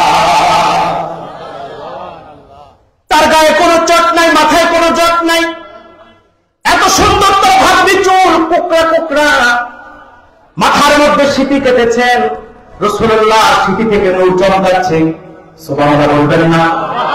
এত সুন্দর তার কপাল মোবারক, মনে হয় যেন নূরের দূরটি বের হয়ে যাচ্ছে। ভ্রুগুলো একেবারে গোছানো, চোখের পলক গোলাপ দিকে তাকালে চোখ জুড়িয়ে যায়, ঠোঁটটা গোলাপের পাপড়ির মতো, হাসলেই দাঁত থেকে নূর বের হয়। সুবহানাল্লাহ বলবেন না? শামাইল তিরমিজির হাদিস, সাহাবী বলেন, ইযা তাকাল্লামা রুকিয়াতান নূর ইয়াখরুজু মিন বাইনি সানায়া। আমার নূর নবী যখন বেহেশতের হাসি হাসতেন, নূর নবীর দুই দাঁতের মাঝখান দিয়ে নূর বের হয়ে যেত। শুধু তাই না, বুখারীর হাদিস, আনাস বিন মালিক বলেন খালিদ সাইফুল্লাহর জন্য হুজুর দোয়া করছেন, রাসূলুল্লাহ দেহের মধ্যে তাদের আবৃত ছিল, দোয়ায় হুজুরের এত আবেগ আসলো, হুজুর হাত উপরের দিকে তুলতে লাগলেন, চাদর করে উঠে থাকার কারণে হাত যখন উপরে উঠল, আমরা দেখলাম রাসূলুল্লাহ কবর থেকে নূর চমকাচ্ছে। হে রাহতে লে তুমি নুরানি তো কে আসে হায়, সারা দুনিয়ার হেরে মেরে পর্দা, সারা দুনিয়ার হেরে মেরে পর্দা খুলে খুলে যায়, সে যে আমার কমলিওয়ালা কমলিওয়ালা, সে যে আমার কমলিওয়ালা কমলিওয়ালা, সে যে আমার কমলিওয়ালা কমলিওয়ালা। আসমানে মেঘ চলে ছায়া দিতে, পাহাড়ে রাসু করে, সুবহানাল্লাহ বলবেন না? এত সুন্দর ছিল আমার নবী, যার সৌন্দর্যের কাছে গোটা দুনিয়া সৌন্দর্য হার মানত। সুবহানাল্লাহ সুবহানাল্লাহ। যার চেহারার দিকে একবার যদি কেউ তাকাতো, রাসূলুল্লাহ নূরের চেহারা একবার যে দেখতো, গোটা দুনিয়ার কোন সুন্দর তার কাছে সুন্দর মনে হতো না। রাসূলুল্লাহকে দেখবে সৃষ্টিতে আর কোনো কিছু তার কাছে সুন্দর লাগবে না। মুহাম্মদ রাসূলুল্লাহ থেকে সুন্দর আর আছে কি? মনে রাখবেন, গোটা দুনিয়ার সৌন্দর্যকে একত্রিত করলে আমার নূরের সৌন্দর্যের কাছে তুচ্ছ মনে হবে। তো কাফেররা বলতো মুহাম্মদ কি, কিন্তু বাস্তবে কোনো মিল খুঁজে পাওয়া যেত না। ভাইরা আমার, এই যে বিভিন্ন কারণে কাফেররা রাসূলুল্লাহকে পাগল করত, মানুষের কাছে পাগল হয়ে রাসূলুল্লাহর বিরুদ্ধে অপপ্রচার করত, অপবাদ দিত, রাসূলকে গালি দিত। আর সে মালিক আল্লাহ বন্ধুর বিরুদ্ধে অপবাদকে আর বরদাস্ত করতে পারলেন না, জবাব দিয়ে দিলেন 29তম পারায় সূরাতুল কলমে। আল্লাহ তাআলা বলেন, হাবিব, কাফেররা বলে আপনি পাগল, কাফেররা বলে আপনি উম্মাদ, আমি আরশের মালিক ঘোষণা করছি নুন হুরুফুল মুকাক্কাব দিয়ে শুরু করে বলেন ওয়াল কলমি ওয়া মা ইয়াসতুরুন, শপথ কলমের, শপথ কলম দ্বারা লিপিবদ্ধ বিষয়ের কসম করে আমি ঘোষণা করছি, মা আনতা বিনিআমাতি রাব্বিকা বিমাজনুন। কাফেররা বলে আপনি পাগল, আমি কলম এবং কলম দ্বারা লিপিবদ্ধ বস্তুর বিষয়ের শপথ করে বলছি আপনি আপনার রবের অনুগ্রহে পাগল নন, আপনি উম্মাদ নন, বলেন সুবহানাল্লাহ। এরপরে পরবর্তী আয়াতের ব্যাখ্যা শুনবেন। 1 ঘন্টা তো হয়ে গেছে, আর কিছুক্ষণ শুনবেন, আরো আধা ঘন্টা 40 মিনিটের ধরতে আছে। কার কার হাত তোলেন তো? হায় হায়, আমি আলোচনা করি 1.5 ঘন্টা, বেশি করি না, 1 ঘন্টা হয়ে গেছে। তবে আজকে চেষ্টা করবো একটু বেশি আপনাদেরকে শোনাতে।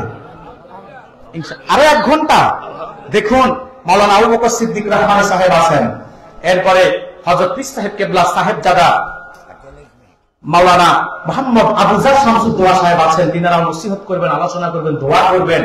আমি যদি করতে থাকি 2 ঘন্টা 2.5 ঘন্টা, তো তারা কতক্ষণে আসবে? কথা বলে না। আমি আর 40 মিনিট কষ্ট দিব, ধৈর্য হবে ইনশাআল্লাহ। সম্মানিত সুধী, যে কথা বলছিলাম, আল্লাহ তাআলা বলল কি, মা আনতা বিনিআমাতি, আপনার জন্য রয়েছে অশেষ নিয়ামত। সুবহানাল্লাহ বলবেন না? নবীদের ঈমান আল্লাহ তার হাবিবকে বানিয়ে দিয়েছেন, তিনাকে সাইয়্যিদুল মুরসালিন বানিয়েছেন। একটু টাকা চাপান, একটু চাপান, একটু চেষ্টা করেন, কারণ এখন তো ভালো করে শীতও আসে না, এর চেয়ে বেশি চাপাইলে প্যাকেট হয়ে যাবে। চেষ্টা করেন একটু এদিকে একটু চাপেন, ডান পাশে তো সুযোগ নেই, বাম পাশে একটু চাপেন। সম্মানিত সুধী, যে কথা বলছিলাম, রাসূলুল্লাহকে আল্লাহ তাআলা এত নিয়ামত দিয়েছেন, আল্লাহ তাআলা তার হাবিবকে খাতামুন নাবিয়্যিনের মর্যাদা ভূষিত করেছেন। সূরা আহজাব সাক্ষী, আল্লাহ ঘোষণা করেছেন, আল্লাহ তাআলা বলেন, মা কানা মুহাম্মাদুন আবা আহাদিন মির রিজালিকুম ওয়ালাকিন রাসূলুল্লাহি ওয়া খাতামান নাবিয়্যিন। সুবহানাল্লাহ বলবেন না? আল্লাহ বলেন, মুহাম্মদ সাল্লাল্লাহু আলাইহি ওয়াসাল্লাম তোমাদের মতো প্রাপ্তবয়স্ক কোন পুরুষের পিতা নন, ওয়ালাকিন রাসূলুল্লাহ, তিনি আল্লাহর রাসূল, ওয়া খাতামুন নাবিয়্যিন, এবং সর্বশেষ নবী। কার ঘোষণা? নবুয়তের ইমারত অন্য কোন নবী দিয়ে আল্লাহ পরিসমাপ্ত করেন নাই, আপন হাবিব দিয়ে আল্লাহ পরিসমাপ্ত করেছেন। এটা স্পেশাল একটি বন্ধুর জন্য নিয়ামত। শুধু কি তাই, লাখের উপর নবী রাসূল দ্বীনের দাওয়াত দিয়েছে শত শত বছর, কিন্তু আল্লাহ দ্বীন পরিপূর্ণ করেন নাই। আপন বন্ধু মুহাম্মদুর রাসূলুল্লাহ মাত্র 23 বছর, মক্কায় 13, মদিনায় 10, 23 বছর দাওয়াত দিয়েছেন, আল্লাহ সর্বশ্রেষ্ঠ দ্বীন ইসলামকে পূর্ণ করে দিয়েছেন। তাফসীর খাজান সাক্ষী ইমাম খাজান লেখেন, আল্লাহর হাবিব দুনিয়া থেকে বিদায় নেওয়ার 80 কিংবা 81 দিন পূর্বে আরাফার ময়দানে রাসূলুল্লাহ উষ্ঠির পিঠে বসে বিদায় হজের ভাষণ দিচ্ছিলেন। রাসূলুল্লাহর সামনে সেদিন 1,24,000, মতান্তরে 1,40,000 সাহাবায়ে কেরাম উপস্থিত ছিলেন। আল্লাহ তাআলা জিবরিলকে দিয়ে ওহী পাঠিয়ে দিলেন, আল-ইয়াউমা আকমালতু লাকুম দীনাকুম ওয়া আতমামতু আলাইকুম নি'মাতি ওয়া রাদিতু লাকুমুল ইসলামা দীনা। সুবহানাল্লাহ বলবেন না? আল্লাহ বলে, হাবিব আজকের এই দিনে আমি দ্বীনকে পরিপূর্ণ করলাম, ও আতমামতু আলাইকুম নি'মাতি, আর আমার নিয়ামতকে পরিসমাপ্ত করলাম, ওয়া রাদিতু লাকুমুল ইসলামা দীনা, আর একমাত্র ইসলামকে আমি দ্বীন হিসাবে, জীবন ব্যবস্থা হিসাবে মনোনীত করলাম। একমাত্র আল্লাহর পক্ষ থেকে মনোনীত স্বীকৃত পূর্ণাঙ্গ জীবন বিধান, তার নাম ইসলাম। এই জন্য মনে রাখবেন, নবীনগরের মানুষ হিন্দু ধর্ম নিরপেক্ষ হতে পারে, বৌদ্ধ ধর্ম নিরপেক্ষ হতে পারে, খ্রিস্টান ধর্ম নিরপেক্ষ হতে পারে, ইহুদি ধর্ম নিরপেক্ষ হতে পারে, কোন মুসলমান নিজেকে ইসলামের অনুসারী দাবি করার পরে ধর্ম নিরপেক্ষ হওয়ার কোন সুযোগ তার না। কিন্তু আমার দেশে দেখবেন মুনাফেকরা 7% হিন্দুদের ভোট পাওয়ার জন্য নিজেদেরকে সেকুলারিস্ট ঘোষণা করে, সেকুলারিজম, ধর্ম নিরপেক্ষতার দোহাই দিয়ে দেখবেন এরা শিরকি কথা বলে, শিরকি কথা চড়ায়। ঠিক কিনা বলেন? শিরকি কথা চড়ায়, শিরকি কথা বলে, বলে ধর্ম যার যার উৎসব সভা। ঠিক কিনা বলেন? ধর্ম যার যার উৎসব সভা। আচ্ছা, এই পর্যন্ত তারা কখনো বলছে যে চাকরি যার যার বেতন সভা, ভোট যার যার ক্ষমতা সভা? কথা বলে না। গাছ যার যার ফল সভা, জমি যার যার ফসল সভা, বিয়ে যার যার বউ সভা বলছে? যদি এগুলো সুযোগ না থাকে, ধর্ম যার যার উৎসব সভা হওয়ার সুযোগ নাই। এটা হচ্ছে মুনাফিক রাজনীতিবিদদের মুনাফিক ধান্দাবাজি। ঠিক কিনা বলেন? এরা ধর্ম নিরপেক্ষতার দাবি করে সমাজের মধ্যে 7% ভোটকে আদায় করার জন্য ইসলাম ধর্মকে তারা হিন্দু ধর্ম চাইতে খাটে করে হিন্দুদেরকে তারা অতি বেশি উৎসাহ দিতে চায়। এটা আমাদের মুসলমান বরদাস্ত করতে পারে না। বাংলাদেশের মানুষের চরিত্র নামতে নামতে নিচে নেমেছে। আজকে 7% হিন্দুদের ভোট পাওয়ার জন্য আমার দেশের মুনাফিক ধান্দাবাজ রাজনীতিবিদরা হিন্দুদের মন্ত্রী পর্যন্ত বাহাদুর দেওয়ার দায়িত্ব নিয়েছে। ঠিক কিনা বলেন? আবার কাউকে দেখেছি পূজা মণ্ডপে গিয়ে গীতাও পাঠ করতে, করে নাই? কে দিল এই দায়িত্ব আপনাকে? ইসলাম উদারতার কথা বলেছে, ইসলাম অসাম্প্রদায়িকতার কথা বলেছে, ইসলাম অন্য ধর্মের অধিকার নিশ্চয়তা দিয়েছে, কিন্তু ইসলাম পন্থীকে কখনো ইসলাম পূজা মণ্ডপ পাহাড় দেওয়ার দায়িত্ব দেয় না। শুধুমাত্র 7% ভোটের জন্য এত পাগল কেন হলেন? বাকি 93% কথা ভুলে গেলেন। কথা বলে না। এগুলোর উদ্দেশ্য একটাই, দিল্লিকে খুশি রাখা। তো লাভ কি? বিগত কালে যারা ছিল তারাও দিল্লিকে খুশি রাখছে, এখন যারা আসতে চান আপনারাও দিল্লিকে খুশি করতে চান। তো লাভ কি? আমরা পেলাম কি? দেখা যায় একটাই জিনিস, এদেশের মানুষ 5 আগস্টের আগে ভোটার পরে হোক, দাসত্ব আমরা বদলাতে পারি নাই, শুধু গরু ভোট দিয়েছি। দাসত্ব আমরা বদলাতে পারি নাই। দেখেন না, এতদিন করছি ভারতের গোলামি, এখন করি আমেরিকার গোলামি। ঠিক কিনা বলেন? তো দাসত্ব বদলাইছি না, আমরা প্রভু বদলাইছি। কথা বলে না। কি বদলাইছি?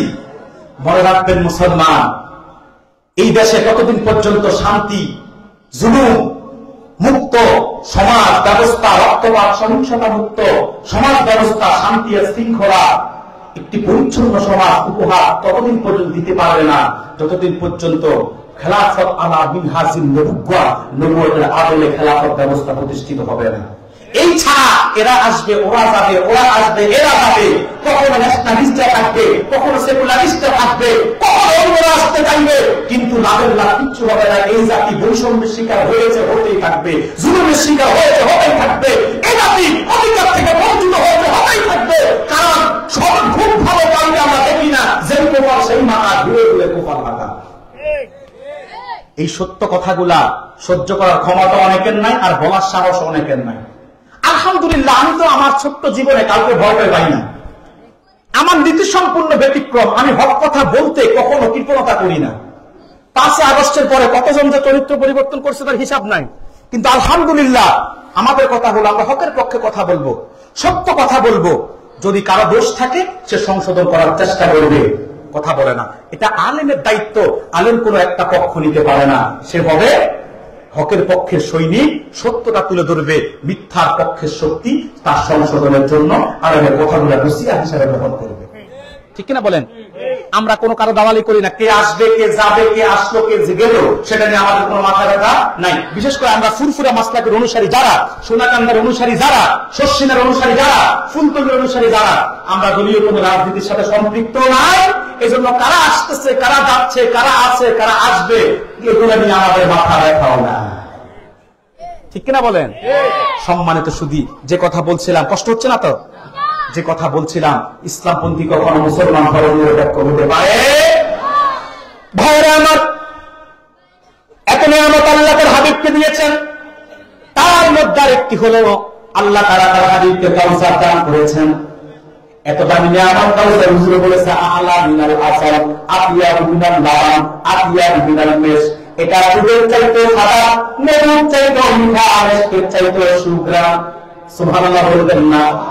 এক কাজে রাসূলুল্লাহ বলে আপনি সর্বকালের পেয়ালা শরবত পান করবেন, আর কোনদিন তার পানির পিপাসা লাগবে না। শুধু কি তাই, এত নিয়ামত দিয়েছেন, হাসরে মাকামে মাহমুদ দান করবেন।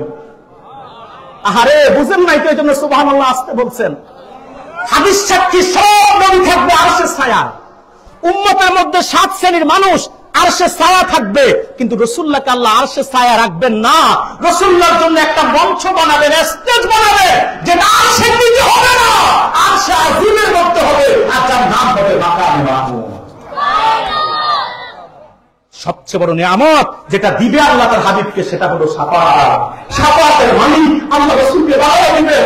এত বড় ক্ষমতা দিবে সুপারিশে, রাসূল যাকে চাইবে তাকে জাহান্নাম থেকে জান্নাতে নিতে পারবে। রাসূলুল্লাহ সুপারিশ রুসিলায় আদনা ইমানদার উম্মতটা পর্যন্ত জাহান্নাম থেকে জান্নাতে যাওয়ার সুযোগ পেয়ে যাবে। আর রাসূল তো সুযোগ কাজে লাগাবে, কারণ আল্লাহ আগেই তো ওয়াদা দিয়েছে, হাবিব ওয়ালা সাউফা ইউতিকা রাব্বুকা ফাতারদা, এত দিবে আপনার রব আপনাকে যে আপনি রাজি হয়ে যাবেন। রাসূল কতক্ষণ রাজি হতেন না, ততক্ষণ একজন উম্মত জাহান্নামে থাকবে। এই যে নিয়ামত অন্য কোন নবী তার ধারে কাছেও নাই। আল্লাহ তাআলা বলেন ওয়া ইন্না লাকা লাআজরান গায়রা মামনুন, আপনার জন্য রয়েছে অশেষ নিয়ামত। সুবহানাল্লাহ বলবেন না? ভাইরা আমার, এরপর আল্লাহ তাআলা বলেন ওয়া ইন্নাকা লাআলা খুলুকিন আযীম। হাবিব, নিশ্চয় আপনি সুমহান চরিত্রের উপর অধিষ্ঠিত, প্রতিষ্ঠিত। ঘোষণাকার ও নবীনগরের মানুষ, মনে রেখো রাসূলুল্লাহ চারিত্রিক সনদ পৃথিবীতে অনেকেই দিয়েছেন। অনেক বেদুর মীরা পর্যন্ত রাসূলের চারিত্রিক সনদ দিয়েছেন। কাফের মুশরিকরা পর্যন্ত ইসলাম গ্রহণ করে না, কিন্তু মুহাম্মদ যে উন্নত চরিত্র অধিকারী ছিল এটা বলেছেন। তবে কে কি বললো সেটা নিয়ে আমাদের মাথা ব্যথা নাই, কারণ আল্লাহ হাবিবের চরিত্রের পক্ষে সবচেয়ে বড় সনদ দাতা হলো আমার আল্লাহ। আর সনদ যেটার মধ্যে দিয়েছে, যার কোনো ভুল নাই, সেটা হলো আল্লাহর কুরআন। আর সনদটা কি? ওয়া ইন্নাকা লাআলা খুলুকিন আযীম, নিশ্চয় আপনি সুমহান চরিত্র উপর অধিষ্ঠিত, প্রতিষ্ঠিত। সুবহানাল্লাহ বলবেন না? মুসলমান সার্টিফিকেট আল্লাহ দিয়েছেন, শব্দটা ব্যবহার কি করছেন? আযীম করছেন। কি করছেন? আমার সাথে কিন্তু কথা বলতে হবে, আমি সবারই কথা বলে, এটা আমার অভ্যাস। আল্লাহ কি বলছেন? আযীম। এখানে ডানে বামে অনেক আলেম আছেন সোনাকান্দা মাসলাকে। আপনারা জানেন আরবিতে যেটা বড় সেটাকে বলা হয় কাবির। কি বলা হয়? কাবির। যেটা অনেক বড় সেটাকে বলা হয় আকবার।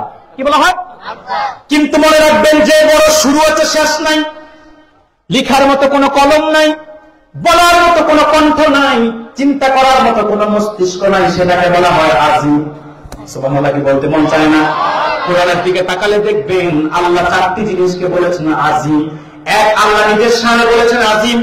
2, আল্লাহ কোরআনকে বলেছেন আযীম। 3, আল্লাহ আরশকে বলেছেন আযীম।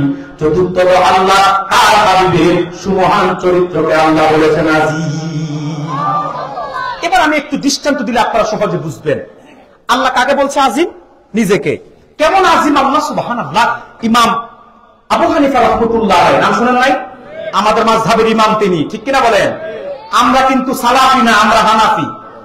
কথা বলে না, আমরা সালাফি না, আমরা কি হানাফি। এটা আমরা গর্বের সহিত পরিচয় দিই, ঠিক কিনা বলেন? চারজন ইমাম, চারজনের হক, তবে আমাদের ইমাম শ্রেষ্ঠ ইমাম, এজন্য তিনি ইমামে আযম। ইমাম আবু হানিফা রাহমাতুল্লাহ আলাইহি হানাফি মাযহাবের সবচেয়ে বড় আকীদার কিতাব শরহু ফিকহিল আকবার, আলেমরা নাম শুনেছেন, জানেন। শরহু ফিকহিল আকবরের মধ্যে আল্লাহর ব্যাপারে বলতে গিয়ে ইমাম আযম আবু হানিফা লেখেন, আল্লাহর কোনো মেসাল নাই, লাইসা কামিসলিহি শাই'উন। তিনি বেমেসাল, তার কোনো উদাহরণ নাই, তার কোনো উপমা নাই, তার কোনো দৃষ্টান্ত দেওয়া চলে না। তিনি বেমেসাল। সুবহানাল্লাহ। আল্লাহ আজিম, তার কোনো দৃষ্টান্ত নাই। কিভাবে দিবেন? দেওয়ার ক্ষমতা নেই, দিতে গেলে তো ঈমান যাবে। কথা বলে না। আল্লাহর বিষয়টা এত স্পর্শকাতর, এখানে আপনি কথা বলার ক্ষেত্রে অনেক হিসাব করে বলতে হবে, কারণ না জানি কুফর হয়, না জানি শিরক হয়, ঠিক কিনা বলেন? এই জন্য আমরা সবসময় এই ক্ষেত্রগুলো আসলে আমরা বেঁচে থাকার চেষ্টা করি, সর্বোচ্চ সতর্কতা অবলম্বন করার চেষ্টা করি। আল্লাহ এবং তার হাবিবের ক্ষেত্রে কথা বলতে আমরা সবসময় সংযত থাকি। কিন্তু দেখবেন আমার দেশে বক্তাদের এখন মুখে লাগাম টাগাম নাই, রাসূলুল্লাহ শানে কথা বলে, যেমন বলছে এমনি বলে। গত পরশুদিন এক বক্তা, আপনাদের কুমিল্লারই এক পীর, তিনার বক্তব্য দেখতেছি গতকালকে মনে হয় সোশ্যাল মিডিয়ায় আমাকে দেখাচ্ছে যে তিনি বলতেছে খাদিজা রাদিয়াল্লাহু তাআলা আনহার বিষয়ে, যে আয়েশা রাদিয়াল্লাহু তাআলা আনহা নাকি বলছে যে খাদিজার বিষয়ে, যে হুজুর আপনি খাদিজাকে ভালোবাসেন কেন? খাদিজা বুড়ি, আগে তো নিয়ে হয়েছে, তার এই নেই ওই নেই, আমাদের চাইতে কি সে বেশি সুন্দর ছিল কিনা? এই কথাগুলো কোন জায়গাতে আছে? কিন্তু তোমাকে সারা জীবনের জন্য চ্যালেঞ্জ করলো, যদি হিম্মত থাকে কোরআন সুন্নাহকে প্রমাণ করো, ঠিক কিনা বলেন? পীর সাহেব আপনাকে আমি চ্যালেঞ্জ করলাম, সারা জীবনের জন্য আমি চ্যালেঞ্জটা শুনে নিলাম আপনার কাছে। যদি ক্ষমতা থাকে আপনি প্রমাণ করেন যে কোরআন সুন্নাহ কোথায় আছে, হাদিসের কোথায় আছে, সিরাতের কিতাবে কোথায় আছে যে রাসূলুল্লাহকে আয়েশা রাদিয়াল্লাহু তাআলা আনহা এভাবে বলেছে খাদিজা রাদিয়াল্লাহু তাআলা আনহার ব্যাপারে এই শর্ত প্রয়োগ করে। কেন আপনারা আদব বজায় রাখেন না? কেন আপনারা রাসূলুল্লাহ শানের ক্ষেত্রে কথা বলার ক্ষেত্রে কেন আপনারা সংযত নন? মনে রাখবেন, আল্লাহর হাবিব মুমিনের আবেগের জায়গা, আশেকের দুর্বলতার জায়গা, এই সমস্ত জায়গাগুলোর ক্ষেত্রে একটু কথা বলতে ইনসাফ দিবে আর সতর্কতা বজায় রেখে বলবেন, নতুবা ঈমানও যাবে, বিরাগিও যাবে, সব যাবে। কথা বলে না। আপনারা যে ঠিকটাও ঠিক মতো বলতে পারেন না। আহারে, এত তেজ কম আপনাদের। আলহামদুলিল্লাহ, আমি তো সিলেটে যাই সবচেয়ে বেশি, সেখানে সবচেয়ে বেশি মুরিদ হচ্ছে ফুলতলি মাসলাকের। কোন মাসলাকের? আলহামদুলিল্লাহ, আমি সবচেয়ে বেশি আনন্দিত হই এবং তৃপ্তি পাই। সাহেব কাবলা ফুলতলির মেহনতির বিনিময়ে এমন বারিত হয়েছে সিলসিলার ফুলতলির মানুষগুলা, আপনার এদেরকে দেখবেন হক কথা বলা, বসা দেওয়ার আগে বলে ওঠে। আপনারা এত নিবিড় বলেন কেন? এত ক্যাশ কমলে কেন? আপনারাও তো ছোট খাটো কোন পীরের মুরিদ না, ফুলফুলা সিলসিলা একজন শ্রেষ্ঠ পীর আব্দুর রহমান হানাফি তার মাসলাকের মুরিদ। আপনার ঈমান হতে হবে আব্দুর রহমান হানাফি শামসুল হুদা রাহমাতুল্লাহর মতো, যেন বেঈমান আপনাদের কর্তন থেকে, বেঈমান আপনাদের হুঙ্কার থেকে ভয় পালাতে বাধ্য হয়। এত নিগুড়, এত ঠান্ডা মেজাজের হলে চলবে না। সব সময় মেজাজ গরম রাখা যায় না। রাসূলুল্লাহর দ্বীন আদর্শের ক্ষেত্রে, ঈমান আর আকীদার ক্ষেত্রে মেজাজকে গরম করতে হবে, নতুবা বেঈমান হওয়া যাবে না। ঠিক কিনা বলেন? সব ক্ষেত্রে নরম মেজাজ চলে না। আবু বকরের তবিয়ত সব ক্ষেত্রে চলবে না, ওমরের তবিয়ত রাখবে। ঠিক কিনা বলেন? আপনারা তো সাধারণ কোন পীরের মুরিদ না। আব্দুর রহমান হানাফি রাহমাতুল্লাহর মুরিদ, যিনি সাধারণ কোন পীর ছিল না, একজন কুতুব ছিল, মস্ত বড় ওলি ছিল, ফুলফুলা সিলসিলার একটা উজ্জ্বল নক্ষত্র ছিল, যার একজনের মেহনতের বিনিময়ে গোটা কুমিল্লায়, ময়মনসিংহ, কিশোরগঞ্জ সহ বাংলার বৃহৎ একটি এরিয়া আল্লাহ দ্বীনের বিপ্লব ঘটায় গেছে।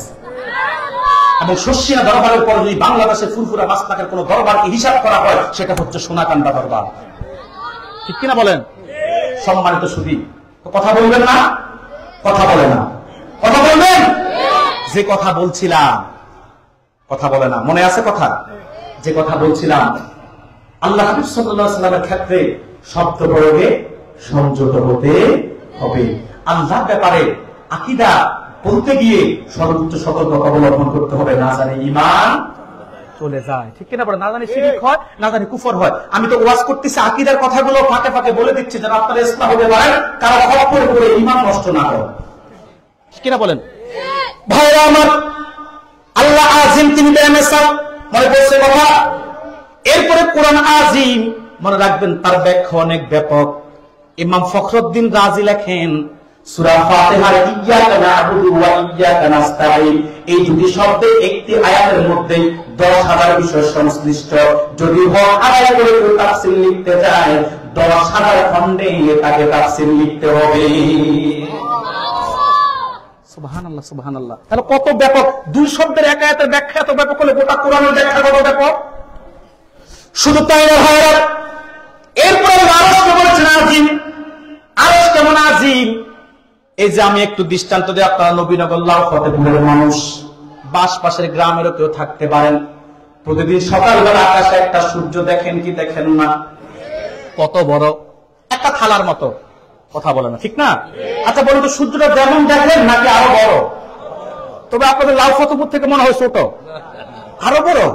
নবীনগর থেকে আরো বড়, ব্রাহ্মণবাড়িয়া থেকে আরো বড়, বাংলাদেশ থেকে।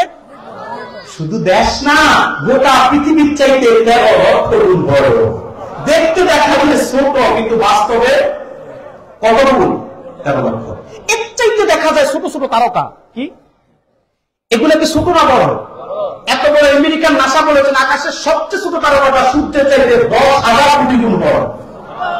এবার বড়টা কত বড়? এইরকম কোটি কোটি মিলিয়ন মিলিয়ন তারকা দিয়ে আল্লাহ বানিয়েছেন একটা গ্যালাক্সি। কি বানিয়েছেন? যেটা ছায়াপথ। এটা বুঝতে হলে সূরা বুরুজের ব্যাখ্যা শুনতে হবে। এর চাইতে বড় হচ্ছে ব্ল্যাক হোল, কৃষ্ণ গহ্বর। কত বড়! আমেরিকান নাসা বলেছেন সাদা একটা কাগজের মধ্যে বলপিন দিয়ে চাপ দিলে যেমন একটা বিন্দুর ফোঁটা পড়ে, পুরো কাগজের মধ্যে যেমন একটা বিন্দুর ফোঁটা পড়ে, বিন্দু যতটুকু জায়গা দখল করে, ব্ল্যাক হোল এত বড় বিশাল গ্যালাক্সি, ব্ল্যাক হোলে বিন্দুর চাইতে বেশি জায়গা দখল করে না। এইরকম crore crore million million Galaxy, নক্ষত্র, তারকারাদি সব প্রথম আকাশের নিচে। সুবহানাল্লাহ বলবেন না? জমিন থেকে প্রথম আকাশ 500 বছরের রাস্তা। বলেন তো কিসে গেলে? কথা বলে না। কিসে গেলে? আমি উত্তরবঙ্গে গাইবান্ধা মাহফিলে যখন শ্রোতাদেরকে জিজ্ঞেস করলাম কিসে গেলে, হুজুর ভ্যানে গেলে। আমি তো আর কি গাড়ি টাড়ি খুঁজে পাও নাই, ভ্যান গাড়ির কথা বলছো? হুজুর আমরা সচরাচর চলি ভ্যানে, বিমান আর হেলিকপ্টারের কথা বলে লাভ কি, যারা উঠতেই পারি না। মনে রাখবেন, জমিন থেকে প্রথম আকাশ 500 বছরের রাস্তা আলোর গতিতে গেলে। কিসের গতিতে? আলো 1 সেকেন্ডে যায় 1,86,000 মাইল। মনে হয় আপনাদের কাছে খুব ছোট একটা বিষয়, জন্য সুবহানাল্লাহ বলেন নাই। তাহলে 60 সেকেন্ডের 1 মিনিট আলো কতটুক যায়? 60 মিনিটের 1 ঘন্টা আলো কতটুক যায়? সুবহানাল্লাহ বলবেন না? 24 ঘন্টার 1 দিনে আলো কতটুক যায়? 30 দিনের 1 মাসে আলো কতটুক যায়? 12 মাসের 1 বছরে আলো কতটুক যায়? পদার্থ বিজ্ঞানের ভাষায় এটাকে বলা হয় আলোর বর্ষ। এইরকম আলো তার নিজস্ব গতিতে 500 বছর চললে আমার আল্লাহ প্রথম আকাশ খুঁজে পায়। এরপরে প্রথম আকাশ, দ্বিতীয় আকাশ, তৃতীয়, চতুর্থ, পঞ্চম, ষষ্ঠ, সপ্তম, লা মাকান, লা জামান, সিদরাতুল মুনতাহা, 70,000 দূরের পর্দা। একটা দূরের পর্দা থেকে আরেকটা দূরের পর্দার দূরত্ব 500 বছরের রাস্তা। তারপরে ফাওকাস সামাওয়াতি ওয়া সাবরে আরশুর রহমান। এত বড় আরশ, আর একটা কুরসি আছে সিয়ান, যেটার কথা আল্লাহ কোরআনে বলছে ওয়াসিয়া কুরসিহুস সামাওয়াতি ওয়াল আরদ। আল্লাহর আরশের কুরসিটা, এটা আমি 7 আকাশ 7 জমিনের একটু দৃষ্টান্ত দিলাম, এই 7 আকাশ 7 জমিনের চাইতে আরো বড়। তাহলে যে আরশকে আজিম বলছে, এটা কত বড়? সুবহানাল্লাহ বলবেন না? সম্মানিত সুধী, তাহলে আল্লাহ আজিম, তিনি বেমেসাল। কোরআন আজিম তার ব্যাখ্যা অনেক ব্যাপক, আরশ আজিম তার বিশাল আলো অনেক বেশি। রাসূলুল্লাহ চরিত্রকে আল্লাহ বলছে আজিম, তাহলে সেটা কত সুমহান। এখন আজিম চরিত্রের সামান্য একটু দৃষ্টান্ত আমি দিব, ধৈর্য আছে? কারণ হুজুর চলে আসছে না, সোনাকান্দার পিছনে ছেলে আসছে না।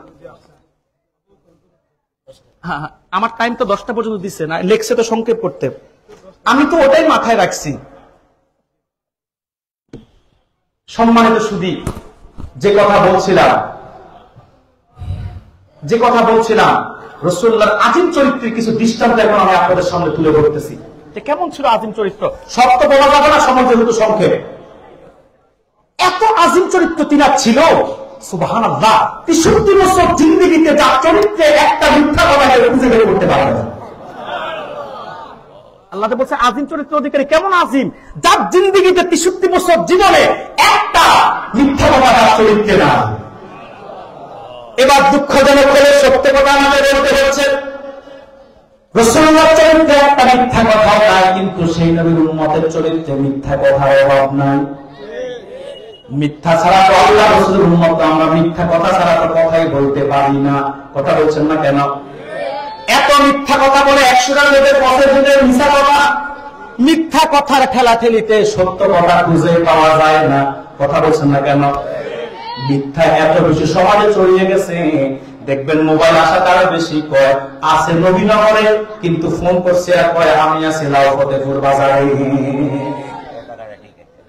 ওই যে টাকা পাওনাদার টাকার জন্য আসছে, বাপ ছেলে করতেছে ভিতর থেকে দরজা যায় কোচ্চা ছেড়ে কইয়া যে আব্বা ঘরে নাই।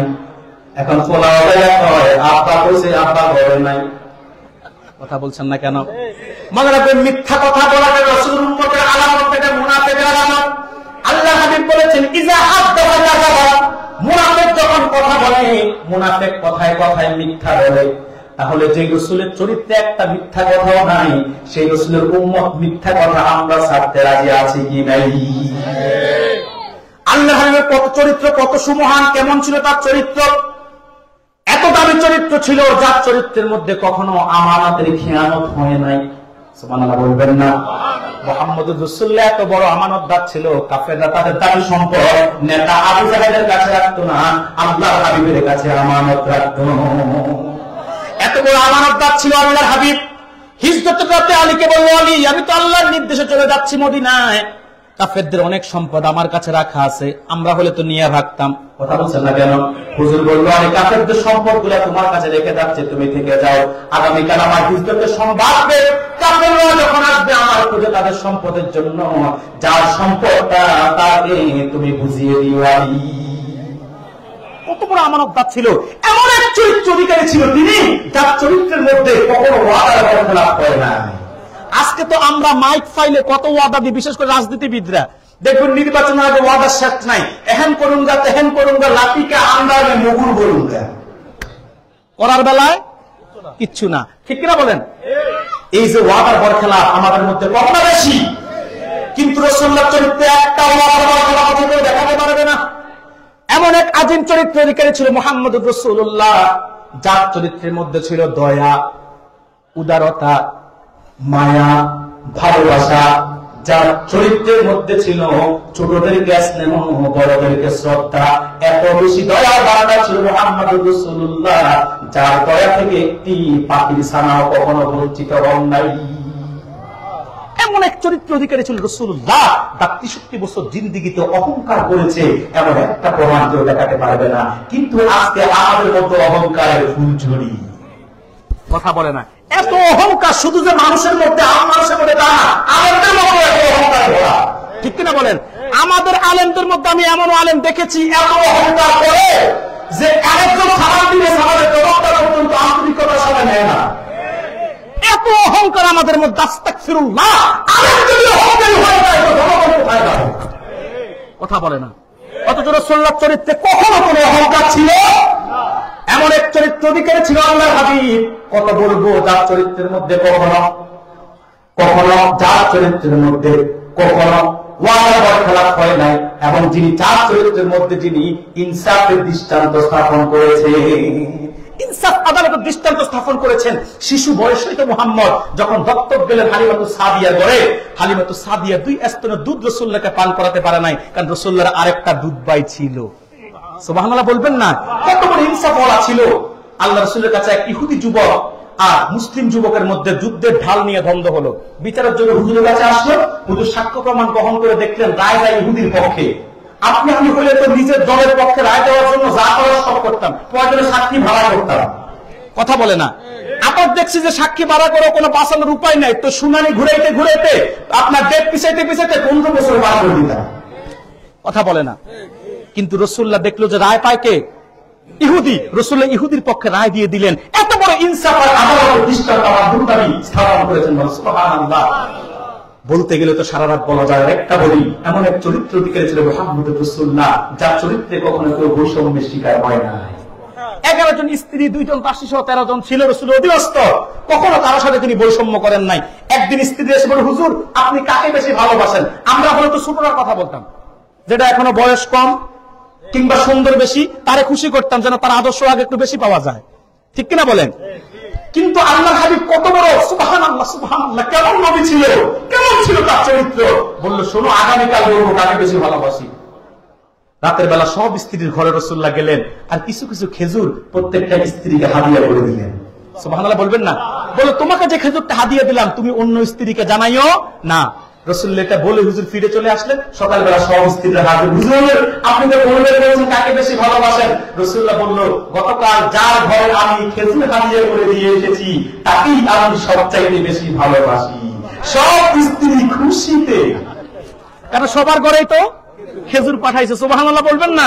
এইরকম বৈষম্য মুক্ত চরিত্র ছিল যা রাসূলের উম্মতরা যদি এই চরিত্র গ্রহণ করতে পারতেন তো পৃথিবীর মানচিত্রে মাথা উঁচু করে বসবাস করতে পারতেন।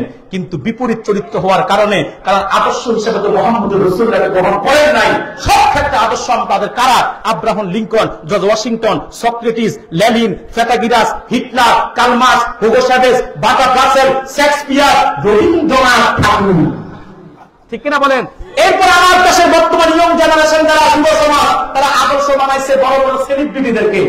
কেউ বানাইছে শাকিব খান, কেউ বানাইছে সালমান খান, কেউ বানাইছে শাহরুখ খান। ঠিক কিনা বলেন? আবার সেলিব্রিটি তাদের খেলোয়াড়দের মধ্যে যারা আছে, কি কি আছে না, নেইমার, মেসি, মুসা, আর কি কি নাম আছে। এত মানে দেখবেন আর্জেন্টিনার ব্রাজিলের খেলা আসলে মেসি আর নেইমারের 10 নম্বরে আছে যুবকরা গা থেকে খুলে না, অথচ এরা দেখবেন মসজিদে নামাজটা পর্যন্ত পাঞ্জাবি গায়ে দিয়ে যায় না। ঠিক কিনা বলেন? আসে না। ঠিক কিনা বলেন? আজকে এত বেশি পশ্চিমাদের ট্যাবলেট আমার যুবকরা গিলছে, এদের চলন বলন, পোশাক আশাক, রীতি নীতি, সংস্কৃতি। আজকে তারা দেখবেন ইসলামিক যে সংস্কৃতি সেগুলোর খবর নাই। তাদের দেখবেন মহরম মাসের 10 তারিখ আশুরার খবর নাই, 12 রবিউল আউয়াল মিলাদুন নবী। আজকে মুসলিম যুবকদের খবর নাই। ইসলামের অনেকগুলো দিবস আছে, সেগুলো নিয়ে কোন রকমের তাদের উৎসাহ নাই, উদ্দীপনা নাই। কিন্তু কখন আসবে পহেলা বৈশাখ, পান্তা ইলিশ দিয়ে হিন্দুয়ারি রীতিতে বাংলা বছরকে বরণ করে দিবে, যুবকরা সেটা নিয়ে ব্যস্ত থাকে। কখন আসবে 14 ফেব্রুয়ারি ভ্যালেন্টাইন্স ডে, ভালোবাসা দিবসের নামে বাহায়াপনা, নষ্টামি আর বন্ডামি আর লুচ্চামি করবে, সেটা নিয়ে ব্যস্ত থাকে। কখন আসবে 31 নাইট আতশবাজি ফুটাইয়া বাংলাদেশটাকে জাহান্নামের টুকরা বানিয়ে দিবে। আজকে সাংস্কৃতিক দিক থেকে যুবকরা এদিকে এগিয়ে আসে না। শুধু কি তাই, পোশাক আশাকে, চাল চলনে আজকে সবকিছুতে বিজাতি দেশ কৃষ্টি কালচারকে গ্রহণ করেছে। দেখবেন চুলের কাটিং, জামার ফিটিং দেখলে কার মনে হয় নাকি মুসলমান না হিন্দু। তাদেরকে তো তিরস্কার করেছিল কবি ইকবাল, চাল চলনে হিন্দু তুমি, চাল চলনে খ্রিস্টান তুমি, হিন্দু তুমি সভ্যতা, তোমার মতো মুসলিম দেখি ইহুদি ও লজ্জাবা। কথা বলছেন না কেন আপনারা? শুধু তাই না, আজকে যুবকদেরকে সবচেয়ে বড় ট্যাবলেট যেটা পশ্চিমারা দিয়েছে সেটা হচ্ছে স্মার্টফোন। এই স্মার্টফোনের মাধ্যমে যুবকদের চরিত্রকে একেবারে হরণ করে নিয়েছে। আজকে যুবকরা স্মার্টফোন, আমি এটা বিরোধিতা করছি না, এই যে স্মার্টফোনে লাইভ চলতেছে, মাহফিল হচ্ছে, নবীনগর লাভ হতে পর আমেরিকা বসে মানুষ দেখতেছে, এটা পজিটিভ দিক। কিন্তু আবার এই স্মার্টফোনের অপব্যবহার করে যুবকরা আজকে ধ্বংসের ধার প্রান্তে চলে গিয়েছে। আজকে এমন পজিশনে গিয়েছে, এই স্মার্টফোনে কেউ হয়েছে ফেসবুকে আসক্ত, কেউ হয়েছে ইউটিউবে আসক্ত, কেউ হয়েছে টিকটক আর রিলসে আসক্ত। কথা বলছেন না কেন? শুধু তাই না, কেউ হয়েছে পাবজি আর ফ্রি ফায়ার গেমে আসক্ত। এমন আসক্ত হয়েছে রাতে ঘুমায় না, দিনে ঘুমায়। এরা যখন ঘুমাতে যায়, ঘুমাতে ঘুমাতে দেখবেন রাত শেষ হয়ে যায়, আর ঘুম থেকে যখন উঠতে যায়, উঠতে উঠতে দিন শেষ হয়ে যায়। আমি এজন্য বলে থাকি, বাংলার মুসলমান, আজকে আমাদের যুবকদের নৈতিকভাবে এত অবনতন হয়েছে। যুবকরা ঘুমাতে ঘুমাতে রাত শেষ, ঘুম থেকে উঠতে উঠতে দিন শেষ, এই যে চিন্তায় বাবা মায়ের জীবন শেষ। আজকে আমি নবীনগরের যুবকদের পায়ে হাত দিয়ে বলে যাই, আমিও তোমাদের মতো একজন যুবক, আমি তোমাদের ভাই, আমি তোমাদের বন্ধু, শত্রু নয়। আমার কোন ভাই যদি এখন আগুনে পড়ে, আমি চেষ্টা করবো তাকে কেমন করে আগুন থেকে উদ্ধার করা যায়। আমি দেখতেছি তুমি Karl Marx, Lenin, Abraham Lincoln, George ওয়াশিংটনের গণতন্ত্র, সমাজতন্ত্র, রাজতন্ত্র, ধর্মের কথা বলে ডুবে পড়েছে যুব সমাজ। আমি দেখতেছি ইহুদি নাসারা খ্রিস্টানদের তুমি গিলে ইসলাম থেকে খারিজ হয়ে যাচ্ছ। আমি দেখছি পশ্চিমা সংস্কৃতির প্রতি তুমি আগ্রাসিত হয়ে তোমার জীবন, যৌবন, আদর্শ, চরিত্র সবকিছু ধ্বংস করে দিচ্ছ। আমি তোমার ভাই হিসাবে তোমাকে তো সতর্ক করবই, কারণ রাসূলুল্লাহ বলেছে, আবু দাউদের হাদিস, মান তাশাব্বাহা বিকওমিন ফাহুয়া মিনহুম, যে ব্যক্তি যে সম্প্রদায়ের কৃষ্টি কালচার, রীতি নীতি, আদর্শ গ্রহণ করে নেবে সেই সম্প্রদায়ের অন্তর্ভুক্ত বলে গণ্য হবে। যুবক, একটু নিচের দিকে তাকিয়ে দেখো, আমরা মুসলমান সর্বশ্রেষ্ঠ জাতি, কিন্তু কর্মে আমাদের অবস্থাটা হয়েছে কি? আমাদের আদর্শ হবে একজন মুহাম্মদুর রাসূলুল্লাহ, যার চরিত্রের চাইতে উন্নত চরিত্র এই পৃথিবীর কারো ছিল না, যার চারিত্রিক সনদ দিতে গিয়ে আল্লাহ বলেছেন ওয়া ইন্নাকা লাআলা খুলুকিন আযীম। সাদাকাল্লাহুল আযীম ওয়া সাদাকা রাসূলুহুন নাবিয়্যুল কারীম। আমার আরো কাজ আছে। ওয়া নাহনু আলা যালিকা মিনাশ শাহিদিন।